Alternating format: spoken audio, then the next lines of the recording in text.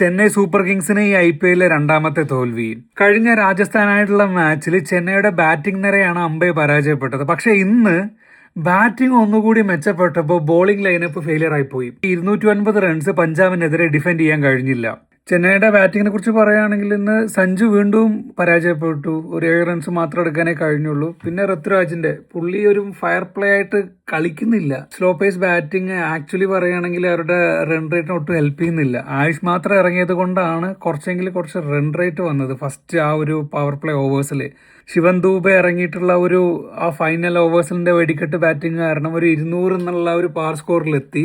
പക്ഷെ എന്തൊക്കെ പറഞ്ഞാലും ബോളിംഗ് ലൈനപ്പ് ഞാൻ പറഞ്ഞ പോലെ വീക്ക് ആയതുകൊണ്ട് പഞ്ചാബ് ഈസി ആയിട്ട് ചേസ് ചെയ്തു.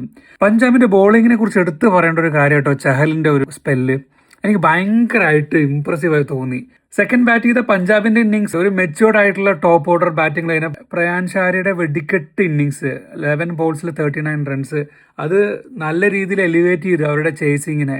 അതിനുശേഷം വന്ന എല്ലാ ബാറ്റ്സ്മാൻമാരും ഒരു ഡീസന്റ് ആയിട്ടുള്ള റൺസ് സ്കോർ ചെയ്തതുകൊണ്ട് ഈസി ആയിട്ട് അവർക്ക് ഈ റൺസ് ചേസ് ചെയ്യാൻ കഴിഞ്ഞു. പിന്നെ എടുത്തു പറയേണ്ടത് പഞ്ചാബിന്റെ ക്യാപ്റ്റനായ ശ്രേയസ് അയ്യറിന്റെ ഒരു 50 അടിച്ച സൂപ്പർ ഇന്നിങ്സ്.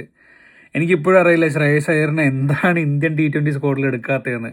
പുള്ളി വൺഡേയിലുണ്ട്, പക്ഷേ T20 സ്ക്വാഡിൽ പുള്ളിക്ക് സ്ഥാനമില്ല. എന്തുകൊണ്ടാണെന്ന് അറിയില്ല. നാളെ വീക്കെൻഡ് ആയതുകൊണ്ട് 2 മാച്ചസ് ആണുള്ളത്. സോ കൂടുതൽ ക്രിക്കറ്റ് വിശേഷങ്ങൾക്ക് വേണ്ടിയിട്ട് സ്റ്റേ ട്യൂൺഡ്.